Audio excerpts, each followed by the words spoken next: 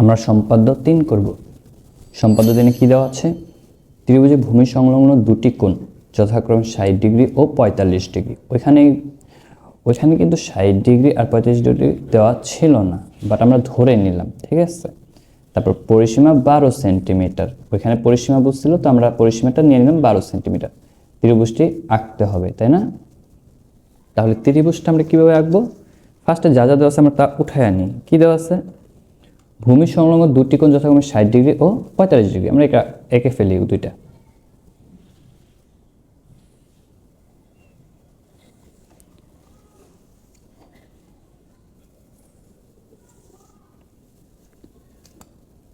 ষাট ডিগ্রি তো আমরা হাতে হাতে আঁকতে পারি, তাই না? কাটা কম্পাসে, তাহলে সেটা এঁকে ফেলবো।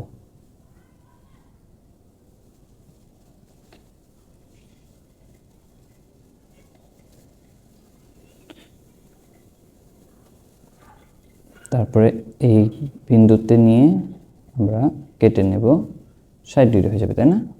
দেন যোগ করে দিই।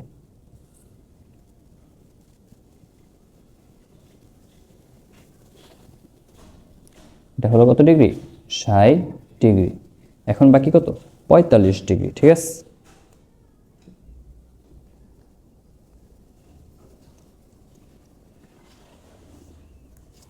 আমরা চাঁদা দিয়ে আঁকবো 45 ডিগ্রিটা।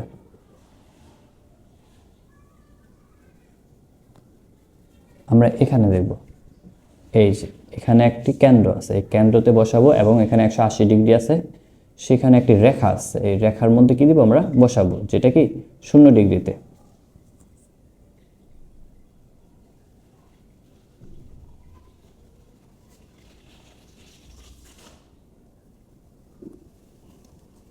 তাহলে এখানে 45 ডিগ্রি কত? 30, 40 আর এই মাঝে 45, ঠিক আছে। এখন আমরা এটা যোগ করব। আগে এই ফোঁটা দিয়ে নিব, দেন ওইখানে ফোঁটা দিব, ঠিক আছে। তারপরে সোজা টান দিব, তাহলে এখানে কত ডিগ্রি হবে? 45 ডিগ্রি। এই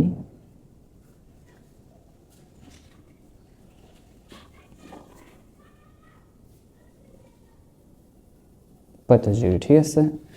এখন আমরা কি করব? একটা 12 সেন্টিমিটার পরিসীমা নেব। তাহলে 12 সেন্টিমিটার একটা পরিসীমা নিই।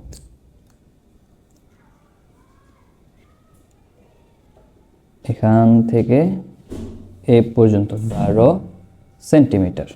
তাহলে পরিসীমাকে আমরা পি ধরলাম, 12 সেন্টিমিটার, ঠিক আছে। তাহলে আমরা যে কোনো একটা আগে রশ্মি নিই।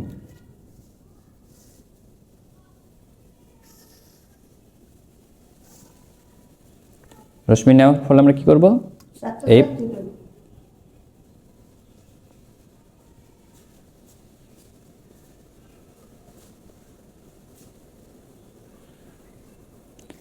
যে কোনো একটা রশ্মি নেব, দেন কি করব? আমরা পরিসীমা সমান করে কেটে নেব। যে কোনো রশ্মি আমরা নাম দিয়ে দিতে পারি ডি ই নেই, বলতে পারো যে বি কেন নিতেছি না, যে কোনো রশ্মি ডি ই নেই। কেন বি নিই নেই? কারণ আমরা ওই ত্রিভুজে বি আনবো, তো এ বি সি, সেজন্য ডি নেই, ঠিক আছে। তাহলে ডি ই নেই।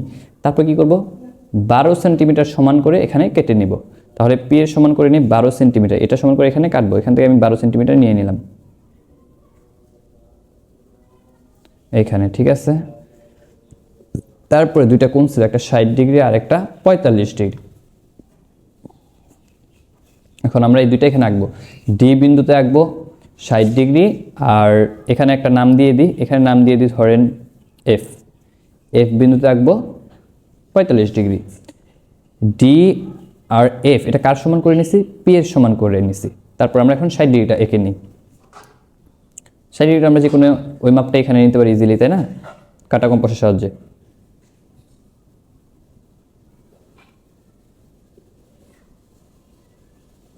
এটা 60 ডিগ্রি। এবার 45 ডিগ্রিতে যাই। এখান থেকে আগে ফার্স্টে ওইটার মাপ নিব। এই 45 ডিগ্রির মাপ নিলাম। এখন আমরা যতটুকু ছিল এর ভিতরে কোণটা, এর কোণটা যতটুকু ছিল এতটুকু ছিল, তাই না? এই যে এটা এখন এখানে নেব, তাহলে এটাই 45 ডিগ্রির মাপ, ঠিক আছে। কি করলাম? ফার্স্টে অতটুকটা নিলাম, দেন এই মানটা নিয়ে এখানে দিলাম। তাহলে আমরা একটা 45 ডিগ্রি পাওয়া যাব আর একটা 60 ডিগ্রি পাবো, দুটা যোগ করে দিই।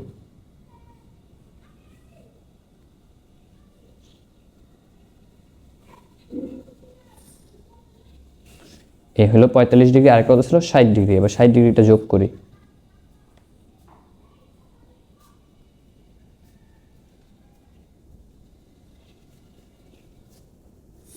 এটা হলো কত ডিগ্রি? 60 ডিগ্রি। দেন এখন কি কাজ করব? আমরা এই দুইটার নাম দিয়ে দিই। একটা নাম দিয়ে দিলাম এল আর একটা নাম দিয়ে দিলাম এম। তাহলে এল ডি ই কে আমরা সমদ্বিখণ্ডিত করি। এখন সমদ্বিখণ্ডিত আমরা কিভাবে করি আমরা মনে আছে? এটা আগে শিখছিলাম যে অর্ধেকের বেশি মাপ নিয়ে আমরা একটা বৃত্তচাপ আঁকবো। এই বৃত্তচাপটা এটা নিলাম, ঠিক একইভাবে এখান দিয়ে দিব। ঠিক আছে, এখান দিয়ে একটি রেখা টানলে কি হয়ে যাবে? এটা সমদ্বিখণ্ডিত। ঠিক একইভাবে এখানে অর্ধেকের বেশি টান দেব।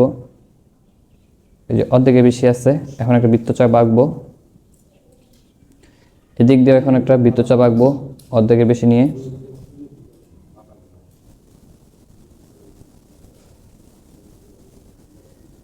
এখন যোগ করে দিই।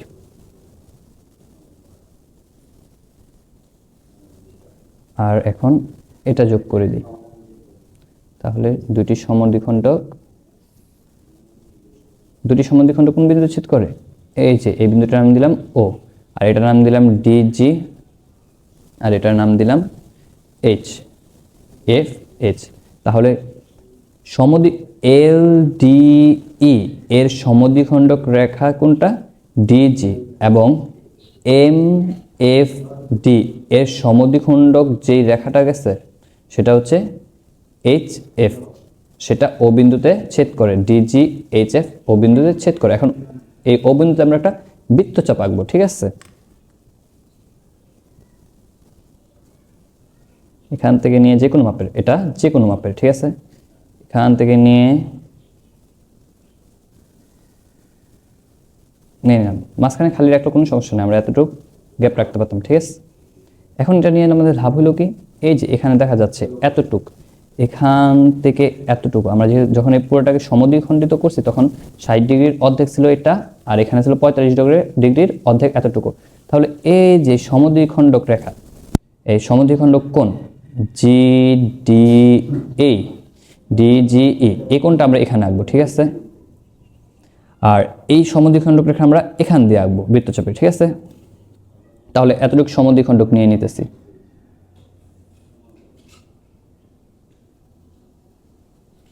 এই এই ঠিক আছে, একইভাবে এখন এটা সমদ্বিখণ্ডক নিয়ে নিই।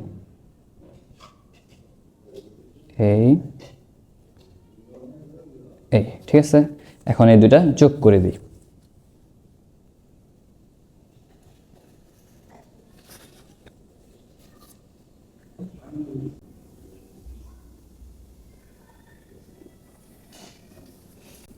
তাহলে এটা নাম দিলাম আমরা বি বিন্দুতে ছেদ করে, আর একটা সি বিন্দুতে, আরও একটা নাম দিয়ে দিই কে